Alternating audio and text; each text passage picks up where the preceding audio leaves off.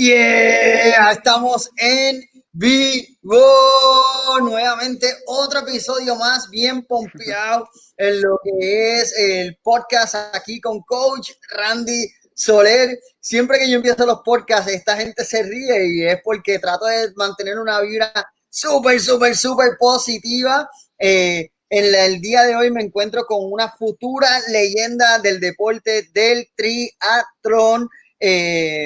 Este tipo es lo que va a ser el próximo campeón, lo digo en vivo, de Ironman y distancia medio Ironman. Así que en el día de hoy tenemos a Rudy von BERG, que va a estar con nosotros hablando de su experiencia como triatletas y un par de preguntas, etcétera.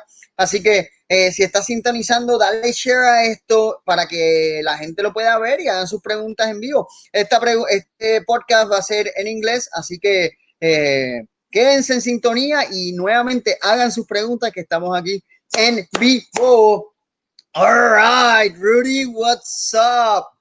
How are you doing, man? Hey, hey, Randy, doing really well. How are you? I'm doing awesome, like living my dream and living the life. I think just like you in another aspect, though. Thank you, Exactly, Rudy, all living for the dream having here. me. Really appreciate your time. We met a couple of years ago when I first started in Boulder, like coaching, and it was fun those days. It was you, Rudy Kashar, Chris Lee, David Jardine in the same lane. It was a bunch of fun those days. Yeah. That was the good old days. Uh, I don't see David anymore that much, but nah, yeah, we had good groups going on at the time. Now I feel like it's more training alone, but I live with a bunch of roommates that are triathletes too, so we can do stuff together. But that was a good group. Yes, it was. It was good time. So I'm gonna start with this, Rudy. On the Professional Triathlon Organization (PTO), you have a quote which I really love it, and it's called. It's kind of building a break. Slow down. You don't want to rush your limits on training days, right? So, or you don't want to push your limits on training day. What does that mean for you? It just means that on any given training day, like you have to see your training as a whole package of many workouts. So there's no point in always thinking I have to push my limits to improve because no one workout is going to make you better, you know? So there's no point in giving your all in one workout. It's all about this group of many workouts over weeks and months. That's what's going to make you, improve and get better. So yeah, I think that's a really important thing. A lot of people, they really have that in their head. Oh, if you don't like go to your max, if you don't push your limits, no pain, no gain, then you're never gonna make it. But that's not really how it is, at least in long distance triathlon. Have you been in that situation before? Of what? Of trying to push my limits all the time. Yeah, and that's Yeah, how I mean, that's how you learn it.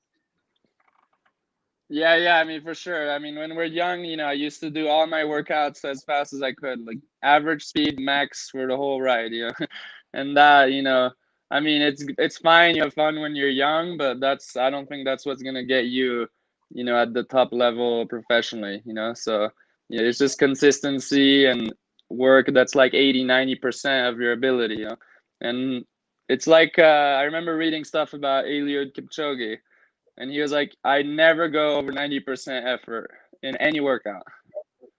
And I mean, he's the best runner of all time. So Yeah, definitely. And I because I love this theme, like I really love this theme. How did you learn this? Did you learn the hard way? Like, okay, I get injured because I try to push my limits every single day, day after day. This is how you learned this, or it was like, okay, because your coach told you, like, or if you have a coach, okay, this you can go at this level. How did you learn this thing? Definitely a little bit the hard way. I had my share of injuries, a few stress fractures, one in the femur, two in the tibia. So, I mean, yeah, definitely the hard way, but also just with my new coach and through success with him since 2018, my new coach, Luke Van Leerd, I've just noticed just his training method, and it's very scientific, and just also reading a lot about other athletes, other successful athletes, how they do it. And, it's just clearly the way to do it. So, Perfect. By the way, your coach, I love him as well. Like I don't know him personally, but I know he was a great triathlete. And yeah, a lot of success with you as well. So congrats to him. So Rudy, coming from a family of triathletes, like your dad, your sister, how does that feel? Like growing up in a triathlon family, how does that feel? I mean, for me, it feels normal. My whole life, Okay. my dad was doing triathlon. My mom was running marathons, and that's how I was brought up. We were all doing sports. For my dad, sports was just a very important part of life. He had great experiences in sport, and obviously, I mean, he had a good job on the side. But when he started university in the U.S., it's this whole system in the US where sports is very important in high school and college, and it's very different from how it is in Europe. In Europe, if you want to do sports, essentially you can't do studies. It's one or the other. And so my dad being European, when he discovered that in the US, it was amazing for him. And since then, essentially, it was, yeah, always very important for him. And yeah, then my sister did some. I have an older brother also who did triathlon, and I mean, same for me. I was into athletics my whole life, and as you know now, not stopping until I'll be 45, 50. So, and I mean, professionally, and then obviously, I think I'll continue for sure. I love it that much. So, That's awesome. So, Rudy, I know that you are not a dad, um, and you don't have kids, but growing up in this family, which I think everyone was involved, right? Like you said, how does that makes you feel? Like if you have, if someone is watching this and has kids, and they are, I don't know if you have seen this scenario about age groupers, for example, that they are like all into triathlons and they forget about what really matters, which is family, if they have family.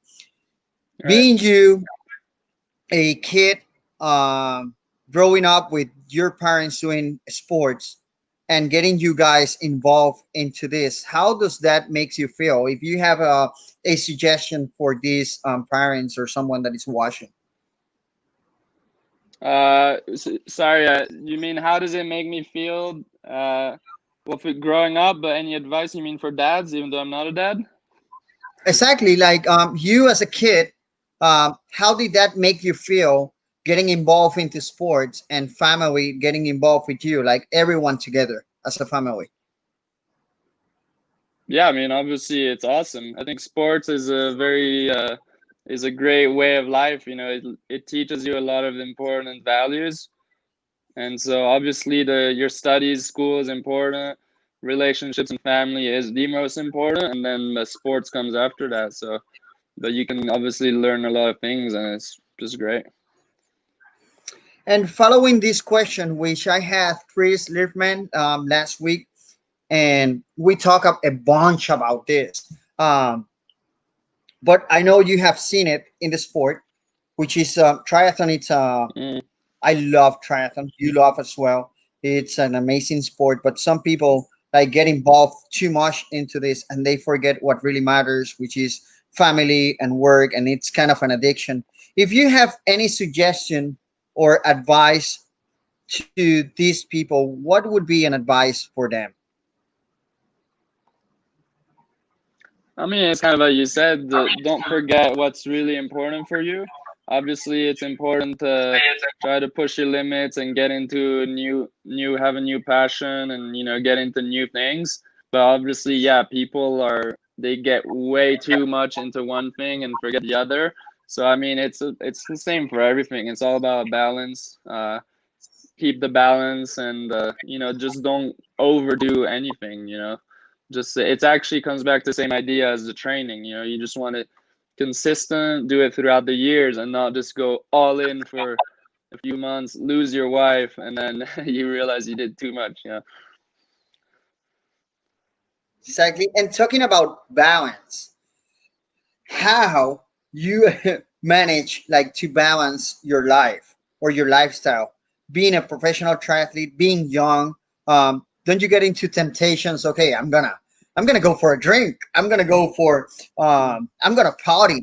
This is your job, of course. So you Mm-hmm. have to take this very seriously. But as well, you are young and you started young at young age. How do you balance all these things? Yeah, so a lot of people have kind of asked me that question, and for me, I don't feel like I really need the balance. I mean, I don't like feel the need to go party a lot. Obviously, I'll meet up with girls, or I'll hang out with my friends, but I live with four other roommates in my house, so that's a big part already. Like, there's always people around, so it keeps it a little social. It's not like I live alone and I'm doing my training alone. Then all day I'm alone. That would suck. So, living with roommates is a big part of it, and yeah, I mean, essentially, I love what I do. I'm very driven. Like, I have the fire inside me. So I'm always gonna. It's a choice. I'm always gonna choose my training, my career, at least, yeah, for as long as my career goes, over other things that I think are less important or that won't bring me the joy that triathlon does. So that's the main That's thing, really. That's awesome. And how did you manage, like, because you started being a professional triathlete meanwhile you were in college? How hard was that for you? Yeah, I mean, my dad was always a very, organized, perfectionist person. So for me, it was almost normal to be really organized and get all my stuff done really well. So it was pretty tough. I mean, I just had to be really organized. I still, lived a bit of the college life, went to parties, had good friends that would go out and do fun stuff. So that was great. I mean, I don't think I missed out on the college experience, but at the same time, yes, I was consistently training with classes, let's say between 15 to 20 hours a week. So I mean, that's quite Oh, good, with four like 14, well, 12 to 14 credits, which is, four classes per semester. That's almost, full-time mhm. student. So yeah, I mean, and I was on the CU triathlon team too, which helped also just be with other people and doing workouts with people. But yeah, no, overall, I mean, I think just stay organized and keep the balance, as I said, and it was great. Awesome. So there is a question in here. Someone just wrote me. What is your most, talking about races now, most difficult race that you had, and how you overcome that race? Um, in recent memory, probably the 70.3 Worlds in South Africa, because I had so that was the first year, my breakthrough year. I won in Wildflower, and I won in European Championship, and then I went to Worlds, but I had a little issue in my foot during the summer, so I wasn't fully, yeah, just not in the best shape of my life. But also, I think there was a mental issue at that race. It was one of my first races where there was literally all the stars. Jan Frodeno was there, Javier Gomez, Alistair Brownlee, and everyone else essentially. Only Sebastian Kienle was missing. And I feel like mentally, I was just, I was scared. I remember being really nervous before the race. And if in your head before the race, you already like kind of like, I don't think I can beat these guys. This is gonna be a tough one. You're kind of in a bad place, and it's very hard to think you can beat those top guys. So it's not like I failed miserably. It was normal to feel like that, but yeah, just to feel like that before a race, to me, that was kind of a failure. And I had a pretty bad swim. So I wasn't really in the race, I was in the second group the whole time. I was never at the front of the race. So yeah, and to overcome it, I mean, it's something that takes years, it's just your confidence, the confidence you can be the best in the world, be anyone who's on the start line. And that just comes from, doing really well in races, obviously, and it's a mental game in everyday life. Just build that confidence essentially. So, and then, yeah, I think in 2019, I started to overcome that. I go to races, I'm like, I don't care who's here, I can win this.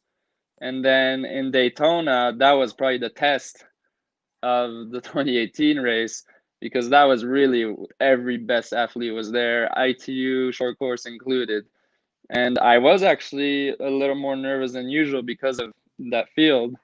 But thankfully, I think my mental game is a step up, and I think I can still go another step up. And I had a good race in Daytona, and so yeah. But it goes little by little. I want to talk about like Daytona later on.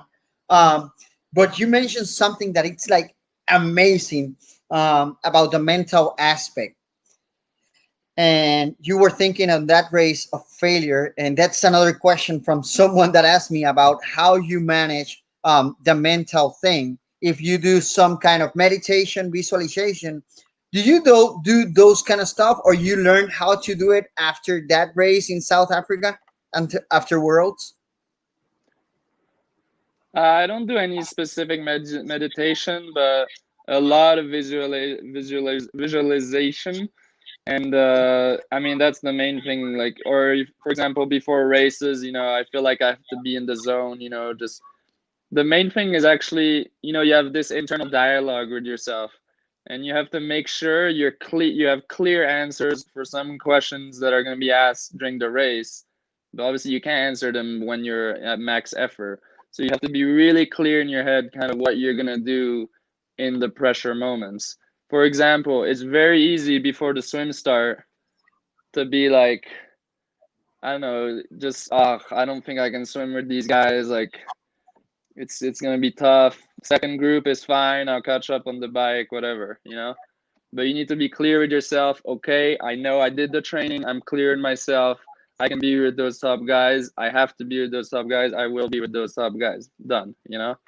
So that takes a Mhm. lot of visualization during training and pre-race. What's your main goal? I know, I think I know the answer, but I want to hear it from you My main goal in without triathlon. being humble. Yeah. My main goal. I mean, I've said it many times. It's to win Kona, be world champion, and yeah, that's just the objective of my career. So it's simple. Awesome. And how did you always wanted to do that? Like, do you always, that's your drive? Always have been? Yeah, pretty much. I mean, when I was, we were talking about my family doing triathlon, and so when I was 5 years old, that was the first time my dad brought me to Hawaii, and he was racing. 1998. I was this little guy and with big eyes watching these amazing athletes on this very far tropical island, because at the time I lived in France. So that was quite the trip when you're 5 years old. And when you see that when you're five, then we went back again when I was 9 years old, then we went again when I was 13. So that totally shapes your passion for something. When you see this amazing event, you think you want to be there, you want to win that one day. Like, I want to be like my dad, I want to be like these top pro athletes. It's amazing. So that definitely completely shaped my whole drive for triathlon and for to win Kona one day. Do you have a memory about the old gang talking about the past of triathlons, of triathletes, that you say, hey, I want to be like this guy, or you want to be like your dad? So what was your, who was your inspiration triathlon, if you have one? I'm trying to think. Well, when I was more of a teenager, the guy was Craig Alexander. So that he's one of the main guys. Obviously, when I was younger, it was my dad. I thought he was quite fast. I mean, he was doing like low 9 hours in Kona. He was winning his age group 40. He won the 40, 44, 98 when I was there. So I mean, he was quite a really good athlete. I saw the training it took every day at home in France. We would actually go with him a lot when we were tiny. We would bike with him in the forest and while he was running. When I was younger, it's hard to remember specific names. I remember the German guys. What's his name again? Norman? Well, there's right, Norman Stadler. I remember the Uber biker Torbjorn Simbala, the Danish guy. Peter Reed, all those guys at the time. Chrissy Wellington also on the women's side.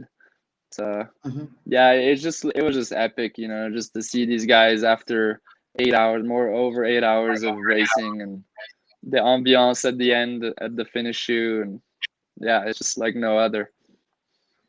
I bet so. And being 5 years old, being in Kona, 1998, these guys, Thomas Herrigo, like all these Yeah, names were out there. Berg. Um, so it is amazing. So, Rudy, talking about the mental aspect and the visualization, going back to what we talk about. Um, what do you think someone can, if there is a triathlete listening now and Mm-hmm. they have been struggle with what happened to you on worlds in South Africa, what would be a good suggestion or advice to them? Like, okay, if I'm standing at the finish line and the starting line and I'm like, okay, I can't do this is too hard, or I don't know what's gonna happen, what would be your best Mm-hmm. advice being through there, like, since you already had that situation? I mean, the number one biggest thing is just forget about the others. Focus on yourself. Focus on giving just 100% of you. I mean, you can fully control that. You give 100% of what you have, and if you do that, you're going to be happy. So that already, I feel like, takes out a lot of pressure. Forget about others. It doesn't matter. If you give 100% of you, you'll be happy. You'll have the performance you want. And also just trust the process, trust the training you've done. But again, it's all centered on what you've done, what you can control. So that's the main thing. That can already help a lot. That's that's a simple and great advice. Like, trying to keep it as simple as possible. Just trust yourself, right? There is a question that someone asked me around right here, and it's like, what has been your worst injury if you had? How did you work through it, and how much rest did you give to that injury? There is three questions in once. So I think it was in 2016, maybe. Um, I started getting, just the shin splints in my tibia, and it started hurting 3 weeks before the ITU Under 23 World Championship in Chicago. And 3 weeks before World Championship, I was thinking about all year. I ran through it. It was hurting for 3 weeks. I raced quite well. I was top 15 in the ITU race, and but that developed a grade 4 stress fracture in my tibia. And so, I mean, grade 4 is quite high. And it just in 3 weeks, it went from just a little bit of pain, no fracture at all, to grade 4. So just to say, injuries can develop really quickly if you don't stop soon. So just quick advice here: if you feel something that's just wrong, don't try to push it. And so it took me. I had 10 weeks of no running at all, 2.5 months. And thankfully for stress fractures like that, you can still ride and swim. But I was in a boot for a while, 6 weeks. That's not that fun. And eventually, you know, when I came back, obviously the big thing is to have a protocol, just go very slowly up, you know, and not push it, and just make sure you heal, because if you come back and you get the stress fracture again, I mean, that's terrible, right? That's just, you're gonna be months with issues. So just, yeah, it's important to respect the recovery. It was tough, but overall it wasn't too bad because it was during the off season, and I was able to come back for the next season in 2017.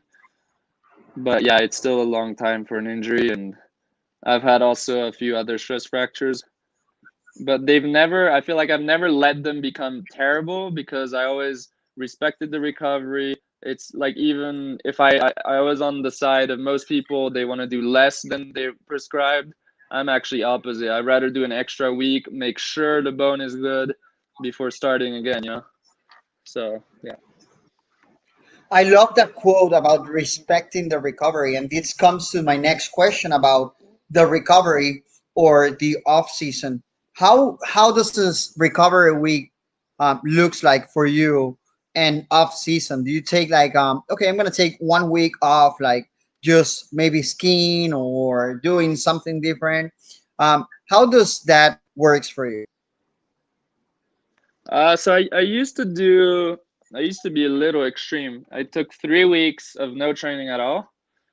So, you know, I'd literally be training every single day all year. And after my last race, I would do 3 weeks of zero, you know, and I would like obviously get super out of shape and put on some weight. And so 3 weeks is a little much. You come back obviously from it, especially when you're young, like pretty fine. But now and my coach, we do 2 weeks where I do almost nothing. But, you know, now there's a lot of things to do still, like just with sponsors after races, and if a friend goes for a 30-minute run, I might do it. But so this year after Daytona, 2 weeks, I did zero swims, I did one mountain bike ride, and two 30-minute runs. So over 2 weeks, so almost nothing. But actually, when I came So you back, I felt pretty fine, and yeah. and how a resting week looks for you? Like okay, no resting, like an easy week after maybe a 3 week block of hardcore training, those period of time of that periodization. Yeah, so yeah, usually I'll have 2 to 2.5 week block, and then I'll have an easy week, but really easy is only just the first 3 to 4 days. By the Thursday, Friday, you know, it starts ramping up again. And the first few days they look like the swimming stays more or less normal. I'll still have 4 or 5K swims because that's no impact on your legs. And but the bike, it will be, just like a 40K easy ride, really easy, 150, 160 watts in the morning, and then and like the next day an 8K, 40-minute really easy run. And then those days I'll also have a little swim. But yeah, just stay essentially around those 40K bike and 40-minute run during the easy days. And yeah. Yeah, that goes. Um, that seems like a good training. Like for example, of what your quote is of slow down. You don't need to push the your limits. So that's great. I love the recovery weeks and the easy weeks. It's like a recharge to your Yeah. body, and also allows me to eat. I don't know if that happens to you, or if you're always eating. So I mean, that comes to my next. yeah, Uh, I'm always eating. Yeah, how I'm is always your eating. nutrition? How is your nutrition for a race? You mean for like during the race? Yeah. Um, in the morning before the race, I eat all this bread and jam that I have to toast, and I eat like 7 slices of bread and half a jar of jam. So I get really nicely carved up, all my glycogen stores, Well, that's obviously the days before too, but for the morning of the race. And then, I drink a big bottle of isotonic drink. That's still before the race. And then from 1 hour and a half to the race, it's only water, just a gel or two 15 minutes before. And then during the swim, obviously, I take nothing. During the bike, I'll aim for 70 to 80 grams of carbs per hour. Yeah, some sodium, a bit of caffeine in my blend, but sometimes not. I don't really actually feel the effects of caffeine, so that doesn't do much. But it's mostly just the calories, the carbs, and trying to get enough fluids. So for 70.3, it will usually be 3 to 4 bottles, depending on how hot it is. Down to 2.5 if it's really not warm at all. And then on the run, I'll have a couple gels on me usually that I'll try to take at like 5K and 10K. And then I usually just try to take as much as I can at the aid stations. So at least 2 glasses per aid station. Yeah. So I know we are about to finish because you have a swim going on. That's why we have been like on a bunch of questions. So Yeah. talk to me about Daytona. It was I think it was a great race for you. Um, and at some point I watched you and I was like, damn, you were like hitting and trying. I think, and it's not because you're here. I think you did the best effort of all triathletes because you were like going forward, going back, and you didn't let go that race. At some point, I was like, oh, he's gonna give up on that race, but then you managed to stay on the mental aspect. Okay, this is my thoughts from outside. I don't know if that happens, but you kept going and going, and you didn't quit. Is that how you see that race going? I think you're correct with your analysis. I did I mentally I never let it down, and I know that the finish is only when there's the finish line. So I mean, it's almost like you're taking other people's soul. You just never give up, right? So that part was good. On the other hand, I'm not fully satisfied with my race. The swim, I lost a bit of time on the swim. Not happy about that. I trained too much in all 3 sports and in the swim to be already a minute 15 out of the swim. So that kind of pissed me off. And currently doing plans and work training quite a lot in the swim, changing things a little to not let that happen again. And so that's for the swim. The bike was pretty good. But definitely, I had one of the best times, but now what were you saying? No. Sorry, keep going. My bad. I didn't hear. But yeah, I didn't hear what you said. Sorry. No, Your voice was. okay. Sorry, it was I think it's the connection. You were saying about the bike after the swim. Yeah. So, well, the bike was pretty good. Usually the flat courses like that is not my best. Not the best course for me. But I was able to push good watts the whole time, so I was quite good on the bike. But even some guys still rode a minute faster. A minute is not bad, so overall that was fine. My bike is going in the good direction. Always among the top splits, so that's fine. The run, that's where I'm not super happy. So I ran 324 per K average, but the top guys ran around 310. So I mean 14 seconds per K, that annoys me quite a bit. And I can hear myself talk now. You changed something, I think. I don't know. It's maybe the Maybe connection, not. but I can hear you perfectly.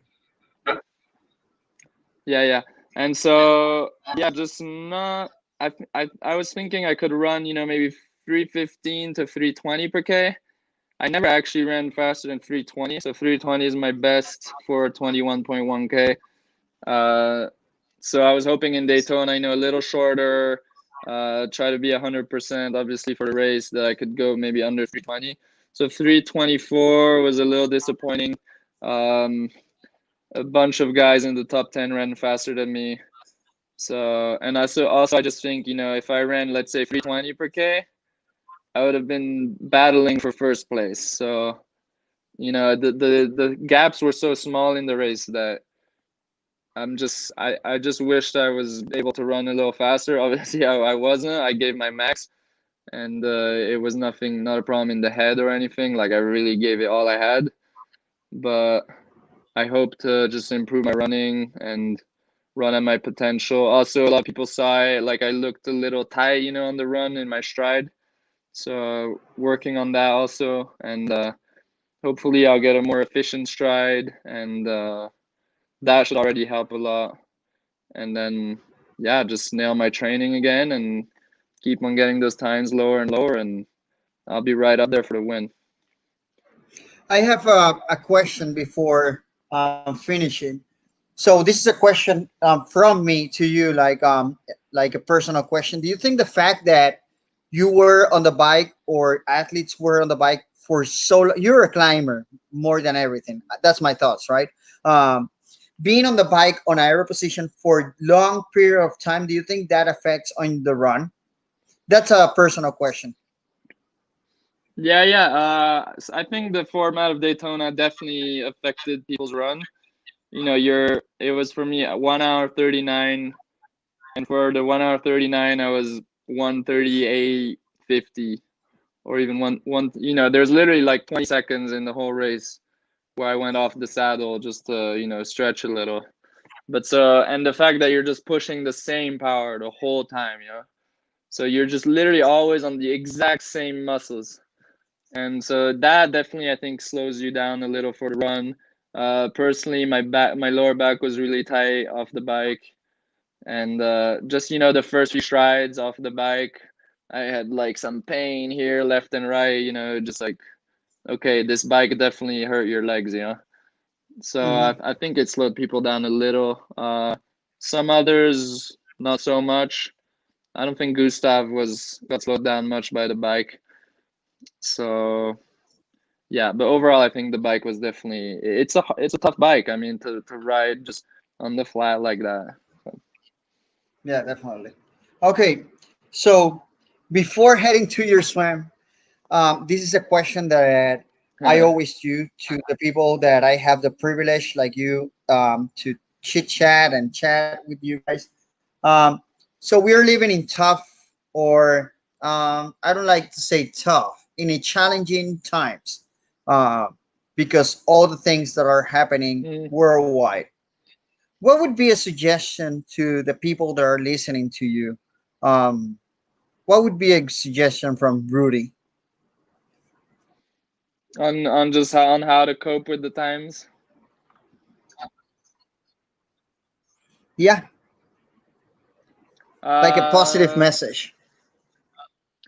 I mean, the main thing is to me it's obvious, but sometimes it can not seem like that when it's been a long time of like more negative things. But things will always get better, and there's always down times, and there's always times where things are gonna essentially get better back to normal.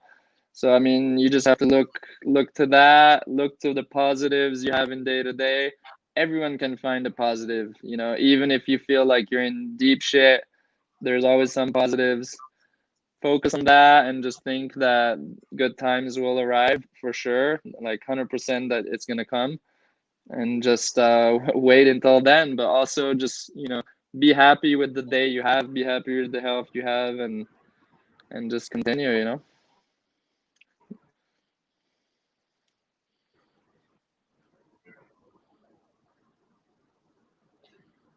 We had some interruption with the connection, but I think we heard it all. Rudy, thank you so much for your time. Really, really appreciate it. Hope to see you soon in Boulder, Colorado, Hmm. and maybe get a swim together or something. But really, really, really appreciate your time. I wish you like all the best. You rock. You are on a great space. on the triathlon. So keep rocking, mate. I wish you all the best, and I know that your goal of winning Kona and winning Worlds 70.3, that's gonna happen. And once again, I wish you the best. So really appreciate you, and thank you so much for your time. So amigos y amigas, aquí tuvimos en el día de hoy Awesome. a Thank you Rudy very much. Berg. Thanks. Así que agradecidos por la oportunidad y nada, que tenga bonito día, bonita tarde o bonita noche. Hasta luego. Yeah.